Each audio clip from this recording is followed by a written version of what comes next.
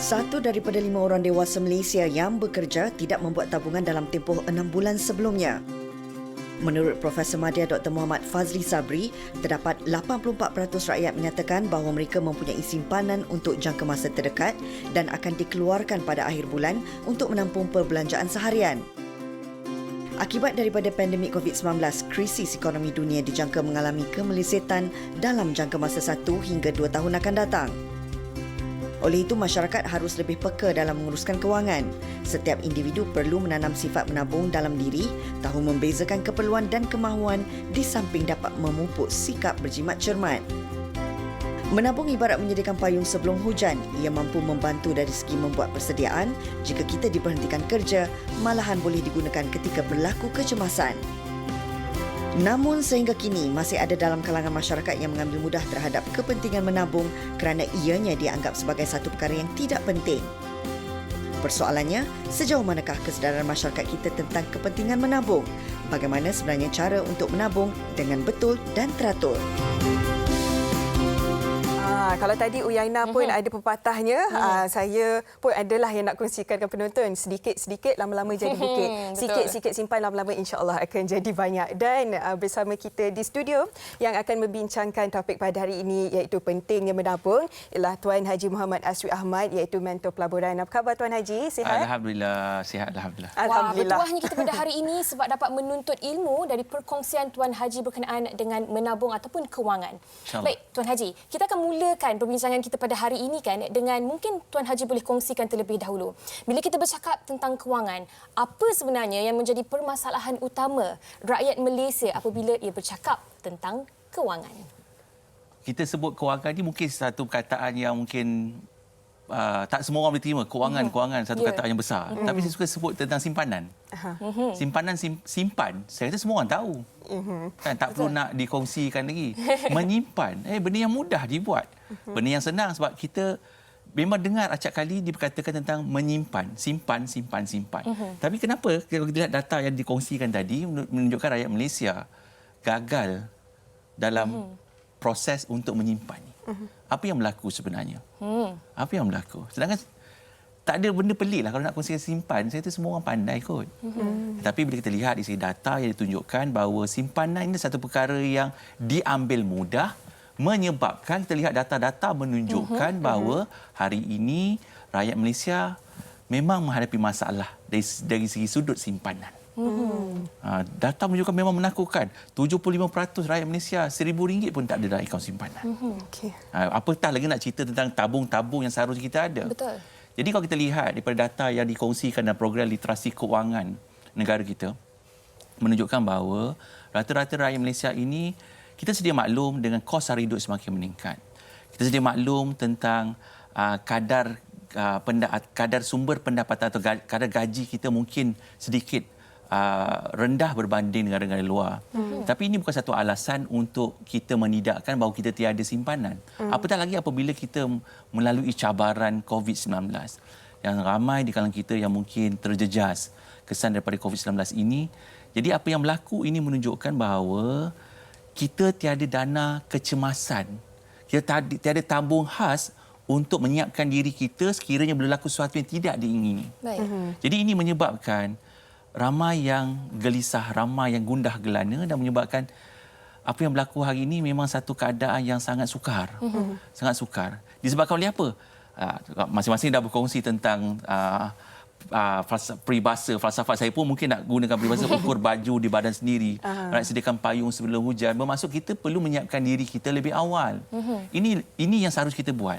Tetapi kalau kita hari ini nak jadi kealasan tiada simpanan, tak ada duit lebihan. Jadi sebenarnya balik kepada asas pertama, iaitu hari ini kita mungkin dibiasakan diri yang kehidupan ini yang mana kita dapat sumber pendapatan, kita akan berbelanja dahulu. Baik. Tak payah kita lah kot. Kita mungkin anak-anak kita. Kalau kita anak-anak kita bersekolah sebelum ini, kita akan berikan wang untuk persekolahan mereka. Dan apa kita sebut biasanya pada anak kita? Ni duit belanja hari ni lebih simpan. Memang tak ada lebih lah jawabnya. Tak cukup lagi adalah. Memang takkan ada. Jadi apabila daripada anak-anak kecil ini telah dibudayakan, iaitu beri duit, lebih baru simpan, memang tak ada simpanan. Dan dia akan terbau-bau sehingga kita dewasa, yang mana kita akan berbelanja dulu, baru kita tengok ada simpan tak. Memang takkan ada. Kerana asas keuangan, asas disiplin ini sebenarnya dapat pendapatan, simpan dulu, baru belanja. Baik.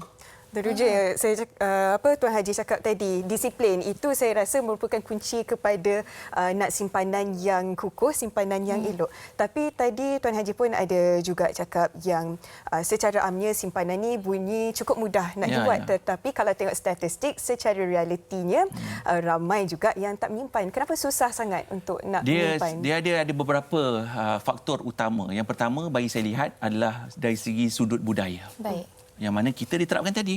Dari kecil, bagi duit anak, ni duit belanja, lebih baru simpan. Memang tak akan ada simpanan. Sebab kita berbelanja dahulu, baru menyimpan. Itu dah salah. Baik. Okay, jadi akhirnya dia jadi satu budaya. Budaya yang salah. Budaya yang betul adalah melatih kalau kita bagi duit anak, ambil duit ni simpan dulu, baru belanja. Maksudnya, macam mana nak simpan dulu, baru belanja kan? Bermaksud, kita melatih kalau kita bagi, kalau boleh duit tu duit kecil. RM5 kalau duit sekolah anak RM5, pecah RM1, kita disiplinkan dia, RM1 tu masuk tabung sekarang. So dia akan disiplin hari-hari, kena simpan dulu baru belanja. So budaya itu akan dibawa sehingga bila dewasa. Itu yang pertama. Kedua, kita ambil sifat sambil lewa. Sebab kita tak ada matlamat yang jelas menyebabkan tindakan orang kata menyimpan ni semua orang tahu, tak payah belajar. Betul. Jadi akhirnya itu yang berlaku. Sebab dia tak nak belajar ilmu keuangan tadi, menyebabkan tindakan yang mudah pun akhirnya menjadi gagal. Sedangkan orang-orang dulu saya lihat, kalau kita lihat, kita tahu orang dulu, nak kata orang dulu, orang sekarang sama je, kita ada sumber pendapatan. Betul. Tapi bagaimana orang dulu boleh orang kata nak raikan anak dari segi perkahwinannya, dari segi pendidikannya, mana dia tahu wang? Dia dah ada tabungan sendiri yang telah dibuat. Dulu tak ada tabung. Hari ni dulu orang pakai envelope je. Duit ni simpan ni untuk anak. Ni untuk anak belajar nanti dia perlu duit. Disimpanlah. Setiap kali dapat pendapatan disimpan ni tabung anak. Yang ni untuk anak nak kahwin pun nak kena pakai duit. Kita pula nak pergi haji, umrah nak kena pakai duit. Betul. Jadi sebenarnya kita dah set lebih awal. Matlamat simpanan kita yang kita nak gunakan di masa depan. Betul. Jadi itu tak dibuat. Baik. Dan Tuan Haji, kalau kita bercakap juga tentang menyimpan ni kan, Tuan Haji dah sentuh tadi tentang budaya yang perlu kita ubah dari awal, iaitu dapat duit kita perlu simpan terlebih dahulu barulah berbelanja. Betul. Kita nak menyentuh juga dari segi tabungannya Tuan Haji. Untuk menyimpan ini perlu ada tabungan-tabungannya. Dan mungkin Tuan Haji boleh kongsikan bersama dengan penonton semua apakah jenis tabungan-tabungan simpanan yang kita semua perlu ada. Ni jenis tabung izinkan saya menulis sikit boleh? Kita tulis sikit lah bagi kita aktif sikit kan. Kita bergerak. Sebab dia sebut tabung ni, betul dia sebut tabung, dia macam-macam jenis tabung yang kita boleh buat. Betul. Alright. Sebab tabung ni ada orang kata 10% mesti tabung A, 10% tabung B. Sebenarnya bagi saya, tabung ni inilah matlamat tadi. Baik. Iaitu yang pertama saya percaya kalau sebut tabung ni untuk diri kita mahu masa depan, first kali tabung yang ada adalah tabung kecemasan. Ini dulu. Sebab tabung kecemasan ni bermaksud sekiranya berlaku sesuatu yang tak diingini, kita ada duit lebihan yang kita boleh gunakan tanpa kita meminjam alur, meminjam bank dan sebagainya. Dan dari segi matematik, dari segi ilmu keuangan, dia kata seharusnya kita ada 3 bulan. Baik. Tapi kalau saya lihat dengan perkembangan terkini bila berlakunya COVID-19 dan sebagainya, 3 bulan tidak memadai. 6 bulan. Adakah 6 bulan memadai simpanan tabung yang ada? Juga tak memadai. Jadi? Jadi. Nervous dengar ni Tuan Haji. Betul. Nervous dengar sebab apa? Sebab kita tak ada tabung ni. Maksud tabung ni apa? Sekiranya kita simpan, kita mesti ada orang kata sumber pendapatan. Andai kata kita ambil sumber pendapatan kita RM3,000. Bermaksud RM3,000, kalau saya katakan tadi kita perlukan untuk tempoh at least minimum 6 bulan, kita kena ada RM18,000. Duit yang tidak diusik. Ini hanya kegunaan untuk kecemasan sahaja. Kecemasan ni pula ada kecemasan yang memang tiba-tiba. Contoh, kereta tayar pancit, pecah sebagainya. So itu kecemasan. Itu kecemasan yang tak diduga. Ada kecemasan lain mungkin tiba-tiba kita pula tak ada pelindungan, takaful dan sebagainya menyebabkan akhirnya masuk hospital. Bil pula. Bil pula besar. Itu kecemasan. Baik. Tapi Tuan Haji, ada orang pendapatannya berbeza. Ada yang secara bulanan, ada pula freelance ataupun one off kan, ikut upah-upah. Jadi ada ke peratus tertentu untuk mereka simpan? Dari segi peratus ni sebenarnya saya sangat fleksibel tentang peratusan. Kerana peratusan ni orang kata, Haji kalau macam tu saya kena berapa peratus? 10%, 20%. Saya tak kisahlah berapa peratus pun. Yang penting disiplin menyimpan. Janji simpannya. Janji simpan. Janji simpan. Ini baru bab tabung kecemasan. Barulah saya percaya yang kedua, kita mesti ada tabung apa? Tabung anak-anak, tabung pendidikan. Tabung pendidikan, insurans kesihatan. Itu belum lagi tu. Belum, tu lain. Itu belum. Ini tabung pendidikan. Dia belum cerita lagi tabung untuk perlindungan. Belum. Betul. Okey. Benda-benda ni. Jadi sebenarnya tabung ni kita kena cipta tabung ni. Berapa jumlah saya kata kalau saya letak peratus dia kata lah gaji saya kecil 3,000 contoh atau 2,000. 10% 200 tu banyak. Betul. Jadi berapa? Jadi saya agak fleksibel tentang persentage. Kalau orang kata kalau kita boleh disiplin, ada orang kata budaya menyimpan menabung ni dia ambil satu kaedah kreatif yang mana setiap kali dia balik buka je wallet dia ada duit RM1, duit RM5, duit RM10, dia jadikan tabung warna. Baik. Itu cukup menarik. Betul. Tuan Haji, ini perkara yang menarik yang Tuan Haji maksudkan. Kita ambil contoh bagi mereka yang bergaji RM3,000. But let's be real here, Tuan Haji. Kita bercakap dari konteks rakyat. Sekarang ini rakyat terbeban. Mereka tidak mempunyai wang untuk berbelanja, untuk survive, apatah lagi untuk menabung dan menyimpan, Tuan Haji. Jadi macam mana, Tuan Haji, terutamanya bagi mereka di luar sana yang mempunyai gaji yang kecil, gaji yang tidak mencukupi, keluarga, anak-anak ramai, macam mana nak menampung dan Tuan Haji paling penting, macam mana nak menyimpan untuk kegunaan di kemudian hari? Dia suka atau tidak, antara tabung yang kita perlu buat adalah tabung persaraan. Tabung persaraan. Kita buat tabung ni banyak jenis. Sebab itu tabung pendidikan yang biasalah kita boleh buat. Biasa tabung kecemasan wajib ada. Dan tabung perlindungan untuk kita ada perlindungan pada diri kita dan pendapatan kita. Tabung pendidikan anak-anak, tabung kita nak pergi haji, pergi umrah. Jadi tabung-tabung ni suka atau tidak memang kita kena wujudkan. Baik. Sebab itu saya tak tekankan sangat tentang berapa persentage kerana ada pendapatan yang kecil. Jadi suka atau tidak, apa kata kalau kita mulakan, kalau setiap tabung tadi pun RM1 sehari. RM1 sehari, RM30 sebulan. RM30 sebulan kali dengan setahun, RM360. Satu jumlah yang besar. Mungkin bagi orang yang berpendapatan besar, RM300 apa yang boleh dapat. Tapi RM300 sekurang-kurangnya dapat membantu anak-anak persekolahan pada tahun depan. Faham? Okey, Tuan Haji, macam mana pula dengan situasi macam inilah ada mungkin dalam satu keluarga ini ibu dan juga anak dua-dua sakit dan perlukan pembelanjaan untuk mungkin ubat-ubatan ataupun kos-kos kesihatan mereka. Macam mana pula untuk mereka nak menyimpan untuk kecemasan? Dia sebenarnya boleh cerita pasal sakit, perlukan ubat sebagainya. Sebab tu dalam tabungan ni, dia salah satu tabungan yang kena adalah tabungan perlindungan. Iaitu kita tak tahu bila kita sakit. Tapi hari ini kita mungkin tiada pelindungan diri atau pelindungan dari segi insurans ataupun takaful perlindungan kepada kesihatan kita. Jadi bila kita masuk hospital sebagainya, kita tak ada perlindungan menyebabkan hari terpaksa keluar dana kecemasan untuk kita gunakan, sedangkan sekiranya kita dilindungi oleh produk takaful. Saya bukan nak promote mana-mana produk, tapi nak menunjukkan bahawa inilah kena jelas dari segi tabungan-tabungan itu persiapan diri. Jangan dah jadi baru kita nak menabung. Faham? Dah jadi macam ni konvensional baru kita tinggal Allah tak ada simpanan. Sebenarnya suka atau tidak kita akan lalui proses persaraan. Semua orang akan lalui proses persaraan. Maksud persaraan apa? Kita tiada sumber pendapatan tapi perbelanjaan akan tetap kekal berjalan. Mana datang sumber pendapatan tu? Kalau tak menabung dari sekarang. Jadi sebab itu kena menabung dari usia muda terutamanya dan kena disiplin dan istiqamah buat. Okey, kita faham perkara-perkara yang perlu kita lakukan sekarang ni, Tuan Haji. Tetapi mungkin kita boleh guna situasi yang sama seperti yang Hawa kongsikan tadi. Ibu dan anak kedua-duanya sakit, kedua-duanya memerlukan kewangan yang kukuh. Tetapi ibu ini tadi walaupun ada duit kecemasan, telah pun digunakan untuk membiayai kedua-dua mereka perubatannya. Betul. Tetapi macam mana Tuan Haji dalam situasi juga apabila duit kecemasan ini telah pun diguna tetapi berlaku kecemasan selepas kecemasan. Faham. Jadi bagaimana kepada kita untuk menyediakan diri kita supaya kita mempunyai sistem kewangan yang kukuh? Dia sebenarnya dari segi kewangan ni mudah aja, dua perkara. Dia bersentuh tentang tadi lebih kita beri tumpuan kepada perbelanjaan. Ya. Jadi suka atau tidak, kita sedia maklum bahawa sekiranya kita hadapi hari ini keadaan yang sukar yang mana kita mungkin tidak cukup dengan satu sumber pendapatan. Baik. Sebab itu kita menekankan tentang sumber pendapatan kedua. Sebab pendapatan tolak perbelanjaan dia akan ada lebihan. Itu biasa yang kita buat. Jadi dengan kata lain, kita perlu usahakan sama ada kita perlu mencari sumber pendapatan kedua atau kita kena uruskan perbelanjaan kita. Dan dengan kata lain juga, kita perlu ada belanjawan diri kita. Cuba tengok hari ini balik. Alright? Berapa ramai di kalangan kita yang mungkin mencatatkan sumber pendapatan dan direkod berapa yang dia belanja minggu ni? Saya percaya ramai tak buat. Itu benda yang asas. Baik. Kita belanja memang tak rekod. Siapa nak rekod kan? Tapi kalau dari segi rekod kita tidak melihat duit keluar tu ke mana, akhirnya kita tak boleh kawal duit yang keluar tu. Tapi kalau kita dapat lihat okey dan kita dapat lihat perbelanjaan direkodkan, kita dapat kenal pasti yang mana ianya bersifat keperluan, yang mana ianya bersifat kehendak. Tambah-tambah sekarang ni pula banyak godaan atas talian. Betul. Dan di duit sini, keluar macam air je. Betul. Dan di sini mungkin terma berkira tu penting.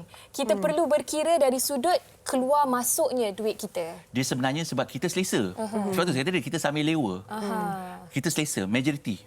Kita selesa dengan apa yang kita ada. Jadi kita lupa yang bahawasanya akan mungkin berlaku sesuatu yang tak diingini. Dan kita jangan selesa kepada mereka yang mungkin hari ini yang masih mendapat pendapatan tetap. Mungkin mereka-mereka yang bekerja dengan sektor awam, mereka yang bekerja dengan syarikat-syarikat yang gergasi, yang kukuh walaupun COVID-19 melanda. Kita perlu ingat, kalau ia boleh berlaku seperti hari ini, ramai kehilangan pekerjaan, tidak mustahil berlaku pada diri kita di masa hadapan. Apa-apa pun memang kena beringat. Ya, jadi sebenarnya dalam kalau kita balik kepada surah Yusuf dalam Al-Quran, Allah berfirman dalam surah ayat 47-49, memang Allah dah sebut, sebenarnya kita kena beringat, kena menyimpan. Dan kita kena pandai mengagihkan sumber yang kita ada. Kita nak tengok pula penonton-penonton wanita hari ini beringat tak, menyimpan tak? Jom kita tengok pandangan orang di luar sana. Silakan. Sangat-sangat pentinglah sebab bagi saya menabung ni untuk emergency sebab kita tak tahu apa yang akan berlaku. Contohnya macam PKP, kita tak ada pendapatan sebab kita tak boleh keluar kerja. Setiap orang perlu ada tabungan masing-masing sebab kita tak tahu what's going to happen in the future. And also macam sekarang ni sebab kita dalam situasi COVID-19 ni banyak yang hilang pekerjaan, mungkin ramai yang susah, tak ada income, mungkin nak start balik, nak bekerja balik agak susah untuk dapatkan income yang stable. Sarah ada few bank account which is bila gaji duit apa-apa duit yang masuk Sarah akan bahagikan kira berapa persen dekat akaun ni supaya untuk simpan dan berapa persen untuk zakat, berapa persen untuk tax. Jadi semuanya Sarah dah separatekan awal-awal supaya benda tu kita tidak belanja ikut nafsu. Kalau let's say saya dapat satu payment menjanjilah kan, saya akan allocate sikit amount daripada duit tu untuk saya simpan dalam tabung saya lah. Contoh, saya dapat 300, saya akan simpan mungkin 200 dan 100 tu mungkin untuk saya shopping. Saya masih lagi seorang pelajar, jadi allowance yang parents saya bagi, ibu bapa saya bagi tu saya ambil sikit untuk letak dalam akaun simpanan saya. Menabung secara paksa. Saya akan ambil satu arahan bank, potong sebanyak ini setiap bulan. So dia akan simpanlah. Saya ada tabungan untuk anak saya, tabungan untuk isteri saya, tabungan untuk diri saya sendiri dan juga tabungan untuk masa depan saya. Suka beli apa yang saya tak pernah dapat. Setengah orang dia suka saving untuk kahwin ke apa kan. Tapi matlamat orang lain-lain. Untuk emergency case lah, macam saya cakap tadi, macam PKP, macam kalau kita, even kalau kita tak tahu benda nak berlaku, family kita sakit masuk hospital ke, diri kita sendiri. So benda-benda ni semua, menabung ni sangat penting untuk emergency case. Adalah untuk diri Sarah juga. Kadang-kadang mungkin bukan kita, mungkin benda yang kita simpan, mungkin duit yang kita simpan tu berguna pada orang lain. Mungkin kadang-kadang ada orang yang lebih susah dan kita sekurang-kurangnya kita dapat bantu. Setiap orang ada matlamat yang berbeza, tujuan yang berbeza sebab apa mereka menabung. Yang penting menabung dan paling penting juga disiplin. Betul tak, Yana? Betul. Bercakap tentang mempunyai tujuan dan matlamat juga mempunyai cara yang berbeza dalam menabung. Tak dilupakan juga, kita semua ni mempunyai periuk nasib yang berbeza-beza juga, Tuan Haji. Yang bila kita bercakap dalam konteks terutamanya bagi 4 kawasan yang terkesan oleh PKPB ni, Tuan Haji, bagaimana sebenarnya mereka yang sudah kehilangan pekerjaan, yang jatuh terduduk, yang tidak tahu bagaimana sebenarnya cara ingin memulakan semula. Kalau dalam bank tu, duit semakin berkurangan, bukan semakin bertambah. Jadi mungkin Tuan Haji boleh memberikan satu cadangan mungkin kepada solusi untuk permasalahan ini? Jadi kalau kita lihat, mungkin ramai terkesan dengan COVID-19 dan kita bersimpati dengan apa yang berlaku pada hari ini dan kepada mereka yang mungkin mengalami kesukaran. Mereka memerlukan ketenangan dahulu. First of all, dia kena tenang. Betul, saya faham bila kita mengalami kekurangan kewangan ni, hidup kita akan rasa macam ini hidup aku dah berakhir. Kan? Habislah, dah kita tak boleh nak teruskan kehidupan. Sedangkan inilah cabaran yang kita harus lalui. Dan langkah pertama bagi saya secara peribadi, kita perlu melihat di manakah kekuatan dan kekurangan yang ada dari sudut kewangan kita. Okey, kalau kita lihat baki semakin berkurangan, jangan kita ambil jalan pintas untuk terjebak dengan skim-skim pelaburan yang saya lihat hari ini mengambil kesempatan di atas mereka yang susah. Dan hanya mereka bukannya bertambah duit dia, malah makin kehilangan duit yang ada, baki yang ada tu makin berkurangan. Makin sikit jadinya. Jadi apa yang saya nasihatkan adalah pertama, suka atau tidak, kita perlu memperbetulkan kewangan diri kita. Cari ilmu kewangan. Jangan rasa kita ego dengan apa yang kita ada, kita selesa apa yang ada, ataupun kita mungkin dah hilang segalanya. Kita harus bangkit semula. Sebab setiap kehidupan kita ada liku-liku yang perlu kita harungi. Dan kita perlu melihat semula di manakah silap yang telah berlaku dan jadikan iktibar. Jadi, uruskan kewangan yang kita ada. Sebab sebenarnya dalam pilar kewangan, tuan-tuan, kita sebenarnya bercerita tentang mencipta wang, mencari wang dengan cara bekerja, dengan cara berniaga. Jadi dua ni sumber utama. Jadi hari ini kita sedang berkongsi tentang menguruskan kewangan yang kita ada. Jadi kita perlu ada ilmu menguruskan kewangan. Iaitu bermula dengan simpanan, perbelanjaan dan simpanan ni adalah topik utama dalam menguruskan wang yang kita ada. Jadi sama ada tadi kita perlu, sama ada kalau lihat sumber pendapatan semakin berkurangan, perlu mencari alternatif kedua. Dan hari ini saya percaya orang kata nak berniaga memerlukan modal yang besar, nak mencari sumber kedua ni ada kepayahan sebab bukan bidang kepakaran kita. Sebenarnya itu bukan satu alasan. Kerana hari ini kalau nak terlibat dalam dunia perniagaan, kita hanya perlu duduk di rumah, perniagaan secara maya begitu dalam talian dan sebagainya. Saya rasa banyak peluang dan ruang yang boleh kita terlibat. Di mana ada usaha, ada ilmunya, insya-Allah kita mampu untuk raih pulangan yang baik. Jadi peluang tu sentiasa ada, sentiasa terbuka. Cuma kita perlu mencari dan mengetuk peluang yang ada. Sebab itu kalau kita lihat setiap kali berlakunya masalah ekonomi, dan ini bukan masalah ekonomi yang baru terjadi, dari segi COVID-19 je satu perkara yang baru, tapi dari segi keadaan ekonomi dunia memang sentiasa berlakunya naik dan turun. Dan setiap berlakunya kegawatan ataupun masalah ekonomi ini akan wujud satu peluang yang sangat-sangat besar kepada mereka yang bijak mengetuk peluang tersebut. Jadi persediaan diri itu perlu dibuat. Sebab tu ramai orang kata, saya nak kena belajar menyimpan, nak belajar melabur, nak belajar berniaga ni bila dia dah bersedia. Sebenarnya tidak. Bersedia inilah bila kita menghadapi cabaran, kita dah bersedia dengan ilmu. Tapi apabila kita ego, kita mungkin tidak mencari ilmu. Kerana hari ini perkongsian ilmu pun agak mudah. Semuanya di hujung jari. Jadi tiada alasan sebenarnya, dan pihak agensi kerajaan juga menyediakan pelbagai platform, pelbagai kemudahan kepada mereka yang terjejas untuk memulakan kehidupan yang baru. Jadi kita perlu ambil peluang yang ada. Masih belum terlambat untuk mungkin segarkan kembali budaya menabung Tuan Haji. Mulakan tu dan mungkin pesanan kepada diri saya sendiri kan, kalau kita rasa susah, kita rasa sumber pendapatan semakin berkurangan, apakah kita mulakan dengan banyakkan bersedekah. Pelik kan bunyi dia? Dah baki yang ada sikit, macam mana nak bersedekah? Itu magicnya. Yakin kepada Dia yang Maha Kaya, insya-Allah kita bagi, Allah akan keluarkan kita daripada kesempitan. Itu bukan janji saya, itu janji Dia. The more you give, the more you get back. The more you give, the more Allah will give you back. InsyaAllah. Menarik apa yang Tuan Haji katakan tadi, kerana kita bukan sahaja ingin mencari rezeki, tetapi sebenarnya menjemput rezeki untuk datang kepada kita. Saya kira itu adalah satu konklusi terbaik dari Tuan Haji Muhammad Nazri Ahmad atas perkongsian bersama dengan penonton wanita hari ini. Apa yang penting, kita semua perlu peka dengan keadaan yang berlaku sekarang. Sediakan payung sebelum hujan dan sama-sama kita memperkukuhkan kembali kewangan masing-masing. Ya, dan harapnya kita punya perbincangan pada hari ini menjadi ilmu yang bermanfaat buat anda semua penonton wanita hari ini. Terima kasih banyak-banyak Tuan Haji. Terima kasih kepada rezeki juga kita dapat Tuan Haji pada hari ini. Baik, kepada anda jangan ke mana-mana, kami nak berehat seketika. Sekembalinya nanti kita akan bersama dengan Fia Julia. Wanita hari ini.